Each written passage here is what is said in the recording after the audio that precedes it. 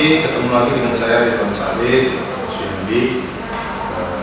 Saya kali ini berada di Politeknik Bumi Apelni Semarang. Saya ditemani dengan Ketua 2 Yayasan Wiyata Dharma, Bapak Haji Sudirman, beserta sekretaris dan bendahara yayasan. Kali ini kita akan mengupas tentang bagaimana kiprah dari Politeknik Apelni ini. Saya ingin minta pendapat dengan Pak Dirman selaku Ketua 2 Yayasan. Bapak bisa cerita nggak Pak? Jadi ini bagaimana ini sampai Politeknik ini menjadi besar seperti sekarang? Hai Pak Ridwan, jadi kami dari Ketua 2 Yayasan Wiyata Dharma, jadi sebelum saya menyampaikan masalah program dari Yayasan Wiyata Dharma sendiri, mungkin sekilas saya kenalkan struktur daripada organisasi Yayasan Wiyata Dharma, di mana ketua pembinanya adalah Pak Haji Sunarto, lalu anggota pembina Kapten Supadi dan Mas Budi.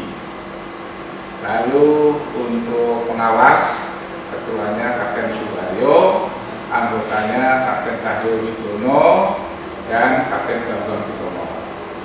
Sebagai ketua yayasan, ketua umumnya Dr. Kapten Sri Untung, ketua 1 Pak Ahmad, ketua 2-nya saya yang kebetulan domisili atau selalu tinggal di Semarang ini. Jadi Yayasan Wiyata Dharma itu mengelola 2 lembaga pendidikan, yaitu satu Politeknik Bumi Apelni, yang satunya SMK Apelni. Politeknik Bumi Apelni adalah awalnya Apelni yang berdiri tahun 1964. Pada tahun 2019 bulan Februari itu menjadi Politeknik Bumi Apelni. Lalu SMK tetap. Lalu tugas yayasan tentunya support, memberikan fasilitas kepada lembaga yang dibinanya. Nah, di antaranya adalah karena lulusan dari Politeknik Bumi Apelni maupun dari SMK Apelni itu usernya atau yang menggunakan itulah kebanyakan adalah difasilitasi oleh PT Budi Lintas Samudra yang kebetulan ownernya adalah Pak Haji Sunarto sendiri, sehingga beliau tahu persis bagaimana karakter alumni-alumni baik dari Politeknik Bumi Apelni maupun dari SMK Apelni, kualitasnya, sehingga untuk meningkatkan disiplin daripada para taruna itu, ketua pembina menginstruksikan untuk menyiapkan khususnya untuk Politeknik Bumi Apelni adalah asrama, yaitu alhamdulillah mungkin baru saat ini satu-satunya lembaga pendidikan pelajaran swasta yang diasramakan, yaitu semester 1, semester 2, semester 3 dan semester 4, lalu semester 5 dan 6. Dan selain itu juga ketua pembina Pak Sunarto, selain kita membina fisik, mental, juga membina karakter. Itu untuk bersama kita siapkan juga masjid yang mana dibangun tahun 2018 bulan Agustus hingga selesai tahun 2019 Agustus, di mana biayanya itu kira-kira 10,5 M, yang mana biaya itu adalah sebagian besar 9 M adalah dari keluarga Pak Haji Sunarto, lalu yang 600 itu 50-an itu daripada alumni, lalu 350 itu dari Yayasan Wiyata. Nah, ini inilah masjid ini diharapkan supaya para lulusan alumni maupun taruna kita itu selain secara akademiknya bagus, mentalnya pun, jiwanya pun bagus, sehingga nanti menjadi lulusan yang betul-betul menjadi profesional. Pak, jadi masjid itu juga dijadikan bukan hanya sebagai sarana beribadah, tapi juga sebagai sarana pendidikan juga. Betul, sarana pendidikan terutama untuk pendidikan mental, rohani ya. Ada juga selain itu juga memang di atas lantai 4 itu memang digunakan juga untuk navigasi. Ya, jadi memang betul-betul karena bentuknya itu bentuk kapal, sehingga juga selain diberikan juga digunakan juga untuk pendidikan di navigasinya. Oh, jadi kalau kita ke masjid itu, Ya. itu serasa seraya di kapal. Kapal penumpang, Oh, di kapal penumpang. kalau sudah di dalam ya. Kalau sudah Jadi ada navigasinya, ada persis lah seperti kapal. Dan memang Pak Haji Marto memang melengkapi semua termasuk jendela-jendela itu ya jendela-jendela kapal. memang Lampunya segala ya sudah Tapi konsepnya kapal dipindahkan. betul. Ya. Kok bisa begitu itu?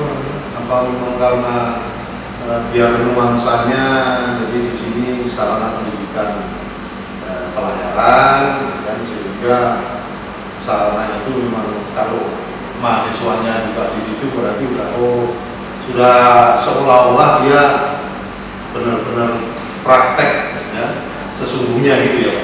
Ya memang gitu diharapkan, artinya kita ini sebetulnya para taruna itu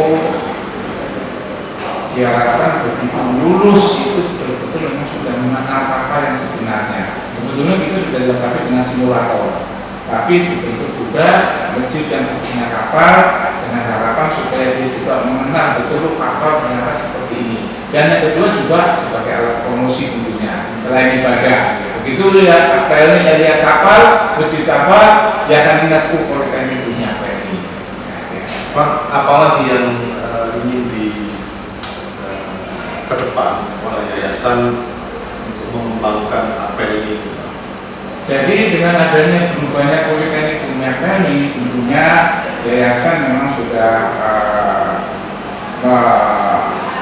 mengharapkan daripada lembaga atau dari jajaran direktur untuk mengembangkan prodi-prodinya. Jadi selain kita ini sekarang ada prodi teknika, nautika, KPN, juga sudah ada transportasi. Nanti tentunya buka prodi-prodi baru yang kaitannya dengan karena sekarang dunia bisnis ini dan dari diri sendiri mengikuti di mana ada prodi atau ada dunia bisnis yang dibutuhkan, begitu buka prodi pun pemerintah akan bisa mengikutinya.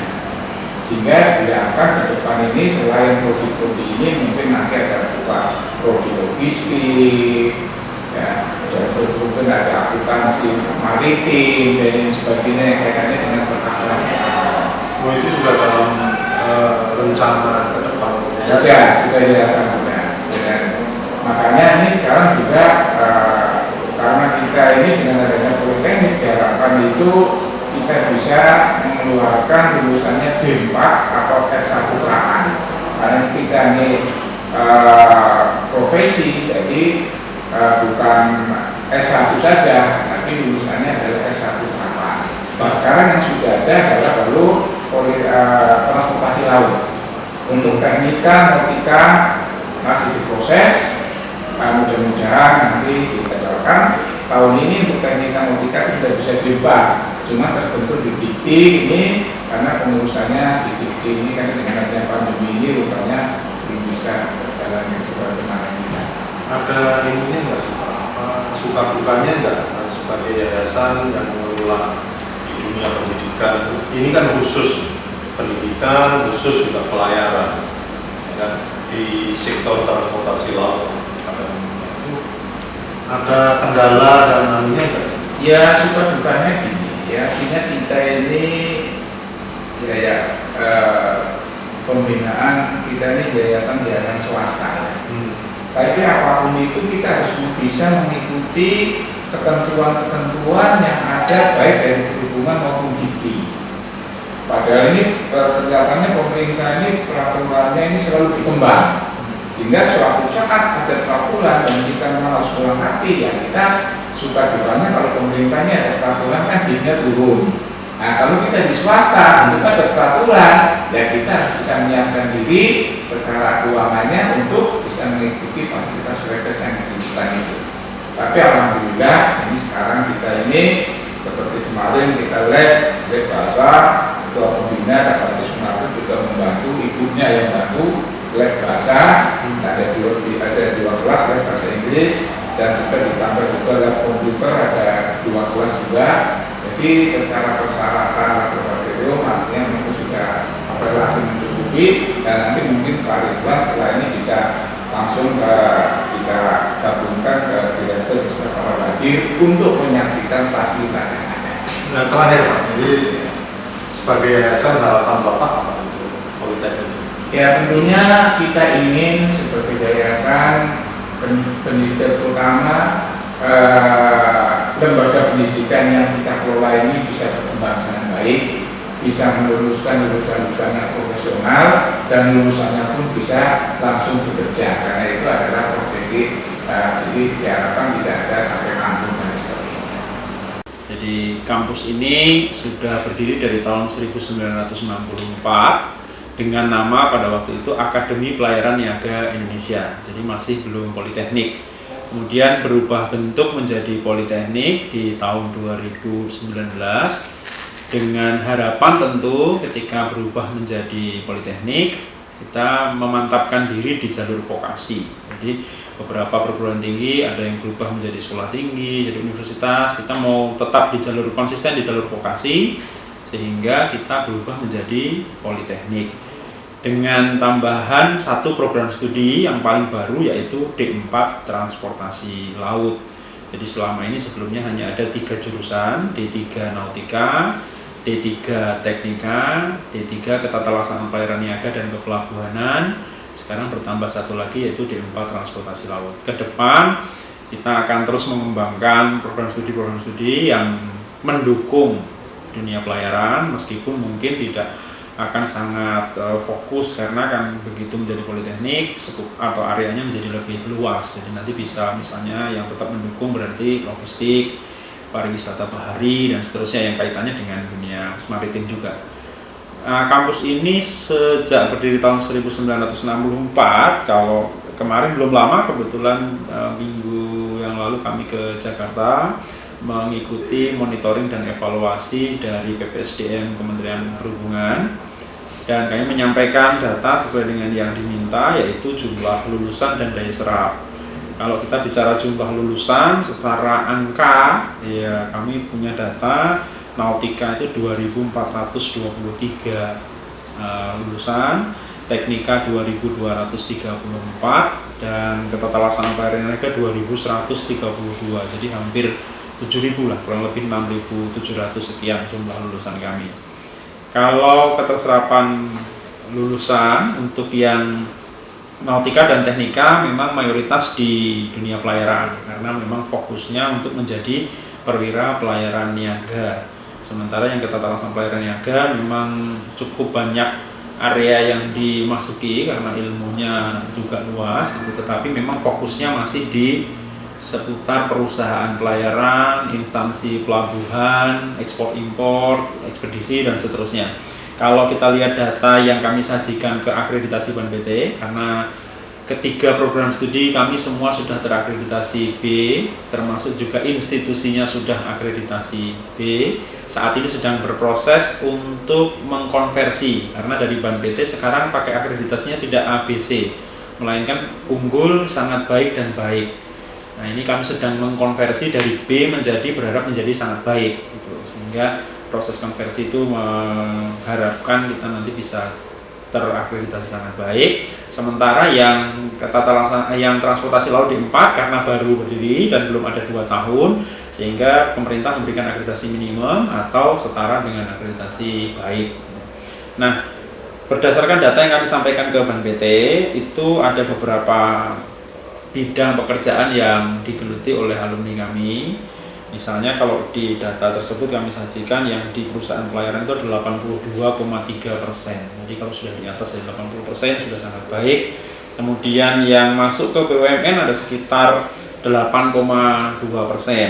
5,6% itu di instansi pemerintah, di dunia pendidikan dan seterusnya, karena memang lulusan kami banyak yang kemudian setelah, ya karena datanya ini kita ambil selama 10 tahun terakhir dan diupdate di 5 tahun terakhir, itu beberapa yang mengisi responden di alumni itu ada yang sudah posisi melanjutkan studi, ya karena dari kami lulusnya D3 dan kemudian melanjutkan studi ke S1, ke S2 dan seterusnya. Beberapa juga sudah mencapai gelar doktor yang lulusan dari kami. Nah, untuk yang di dunia pendidikan di perguruan tinggi kita mengenal beberapa yang mungkin juga sudah sampai ke Kementerian Perhubungan, beberapa nama-nama besar seperti almarhum Kapten Narso Martopo, kemudian Kapten Sri Untung yang sampai dengan sekarang juga masih aktif mengajar juga, dan beberapa nama yang lain. Dan untuk Politeknik Bumi Akpelni ini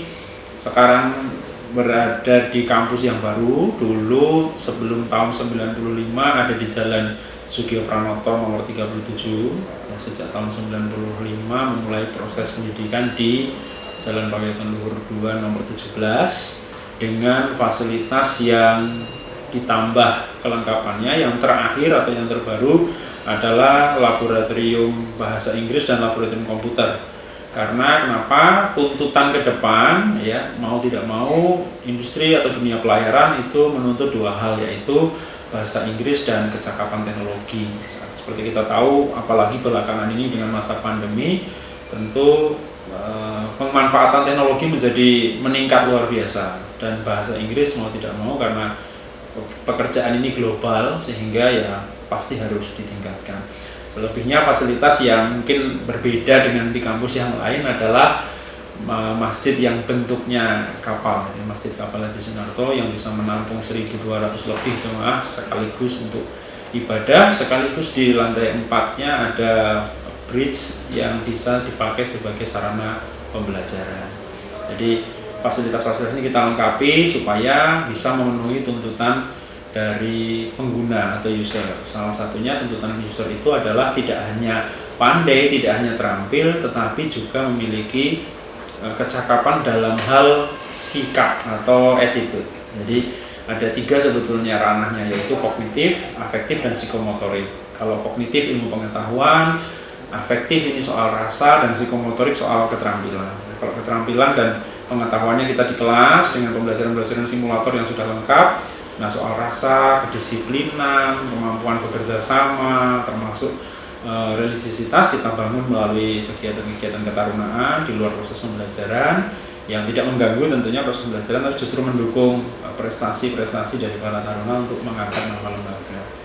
Mungkin itu sekilas pintas dari kampus kami, Politeknik Bumi Akpelni, yang saat ini juga sedang melaksanakan juga diklat-diklat sertifikasi keterampilan. Jadi selain kita mengeluarkan ijazah akademik, kita juga menyelenggarakan ada 10 sertifikasi keterampilan yang sudah berjalan di sini, yang tersertifikasi langsung dari Kementerian Perhubungan. Ada radar, ARPA, kemudian EHDIS, PRM, ERM, SAT, SDSD, SSO, MEVA, dan MC. Jadi itu sertifikasi yang ada di kami, sehingga semakin melengkapi proses pendidikan yang ada di kampus.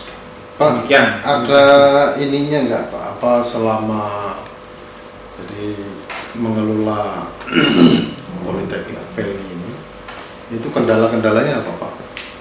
Ya, oke. Baik kendala yang dialami sebetulnya sebagaimana mungkin kampus-kampus yang lain juga mengalami. Ya. Kami di Perguruan Tinggi Maritim itu berada di bawah 2 naungan kementerian. Yang pertama Kementerian Pendidikan dan Kebudayaan, dulu sempat berganti Kemendikbud, sekarang jadi Kemdikbud lagi itu. Yang kedua adalah Kementerian Perhubungan. Nah, kendalanya di sini ketika 2 kementerian tidak memiliki sinkronisasi regulasi yang sama pada beberapa standar.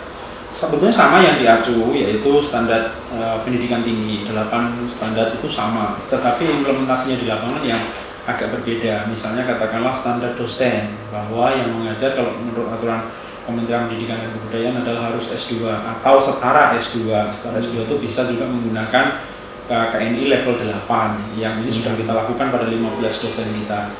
Nah, sementara di perhubungan mengharapkan ya namanya saja juga pendidikan vokasi profesi, maka pengajarnya juga harus berlatar belakang profesi. Nah, yang sulit bagi kita adalah mencari dosen yang bisa memenuhi dua-duanya, latar belakangnya profesi pelaut juga sekaligus punya ijazah S2 misalnya begitu. Sementara S2-nya kalaupun ada, ya seperti contoh saya sendiri, S2-nya tidak linier gitu, bukan orang S2 nautika karena memang di Indonesia belum ada. Nah, harapannya pengembangannya ke depan sih Indonesia bisa punya lembaga pendidikan yang mendidik sampai dengan ke sana. Itu mungkin itu. Kemudian kalau yang kedua ya terkait dengan minat masyarakat yang pasang surut dalam dunia pelayaran. Jadi ada kala di mana Aquelni ini mengalami surut saat minat masyarakat di dunia pelayaran rendah. Itu kemudian saat itu AIMU mengadakan kampanye Go to Sea campaign karena seluruh dunia saat itu mengalami kelesuan di jumlah perwira pelaut. Akhirnya naik lagi gitu ya. Ini juga sekarang ini entah karena pandemi, entah karena Kementerian Perhubungan membuka banyak sekali sekolah di mana-mana gitu, sehingga akhirnya ya dalam bahasa tanda kutipnya rezeki terbagi. Tadi kan Bapak cerita bahwa serapan dari lulusan Politeknik Aquelni ini cukup besar ya, baik di swasta nasional maupun di pemerintahan.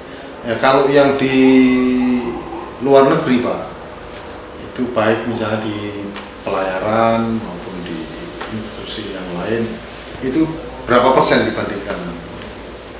Iya, kami punya data untuk yang bekerja di luar negeri itu 3,9%. Kalau ini kita bisa baca persennya masih kurang dari 5% yang tersebar di luar negeri. Kendalanya adalah karena memang sekian lama waktu ini kita tidak menjalin kerjasama dengan perusahaan-perusahaan asing. Kalaupun ada, itu semacam agensi yang ada di Indonesia yang kemudian kalau anak-anak kita tes itu tidak banyak yang memenuhi kualifikasi. Nah, itu yang terdata. Sebetulnya kalau kita bicara informasi non formal, artinya yang tidak terdata secara resmi, ya kami sih sering sekali mendapat kabar kami sekarang sedang ada di sini, tapi ternyata itu perusahaan Indonesia yang memang melayari pelayaran internasional. Ya, banyak sih seperti itu. Kalau yang terakhir ini yang sedang kita kerjasamakan dengan satu perusahaan agensi di Taiwan, di Cina yang juga mengambil lulusan-lulusan dari kita. Beberapa waktu yang lalu kami MOU dan lumayan setiap tahun kami bisa mengirimkan 5 nautik, 5 teknik lulusan terbaik kami untuk bisa ke luar negeri. Memang untuk kerjasama luar negeri ini sedang kita tingkatkan terus nih, karena di dalam negeri kebutuhan informasinya kan baik dari INSA, kemudian dari asosiasi CIMA ya, management agency itu di Indonesia ini sudah cukup katanya begitu. Tapi secara global kalau kita lihat data BIMCO masih dibutuhkan tenaga perwira itu, makanya kita harus ngejar pasar luar negeri gitu. Nah, fokus yang saat ini sedang dilakukan oleh pengelola Aquelni ini apa Pak? Ya, ada 2 fokusnya. Yang pertama yaitu pengembangan pendidikan ke jenjang yang lebih tinggi. Jadi begini, karena kenapa lulusan kita yang D3 itu sekarang di dunia kerja sudah mulai kesulitannya begini. Beberapa ada yang punya keinginan untuk misalnya masuk ke PNS atau melanjutkan ke TNI Polri melalui jenjang perwira karir. Tetapi ternyata persyaratan sekarang ini karena di Indonesia sudah ada pendidikan D4-nya dan itu hanya dilaksanakan oleh perguruan tinggi negeri, maka kami pun yang di swasta karena tidak ada perbedaan sebetulnya negeri dan swasta juga ingin meningkatkan ke sana. Jadi pengen saat ini kami juga bisa D3 nautika itu bisa meningkat ke D4, teknikanya juga bisa ke D4. Tetapi ya sekali lagi permasalahannya adalah di dosen yang linear dan nomenklatur yang ada di Kementerian Pendidikan dan Kebudayaan. Nomenklatur sudah disediakan, tetapi saat ini juga sedang moratorium untuk peningkatan penambahan atau pembukaan prodi baru sedang di moratorium yang untuk vokasi. Karena kemarin Pak Dirjen bilang sedang disusun ulang kriterianya karena vokasi harus berbeda dengan yang akademik. Oleh akademik sudah apalagi. Nah, kedua programnya adalah karena tadi saya sampaikan tuntutannya tidak hanya pengetahuan dan keterampilan, tetapi melainkan juga karakter, maka kami mau penguatan di pendidikan karakter.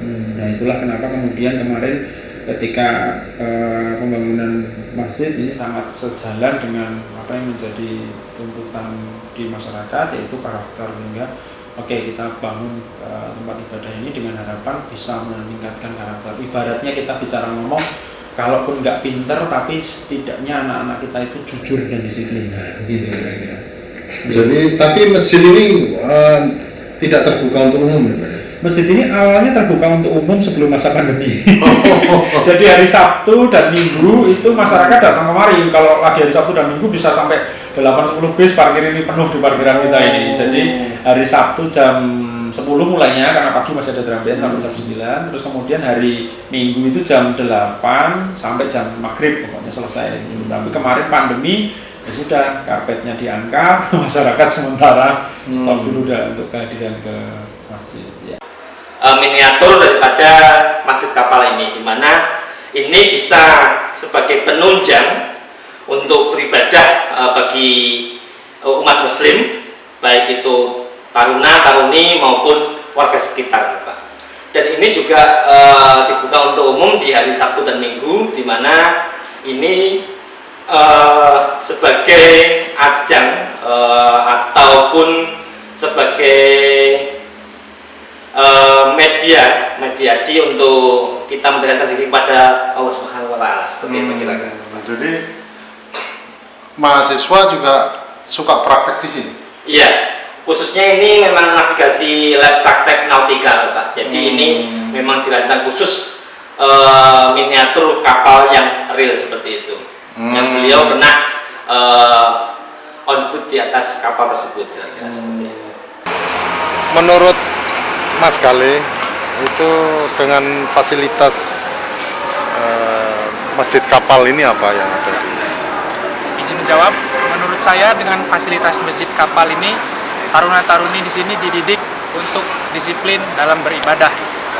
Karena menurut saya, disiplin dalam beribadah akan mendidik kita untuk disiplin waktu di aspek yang lain.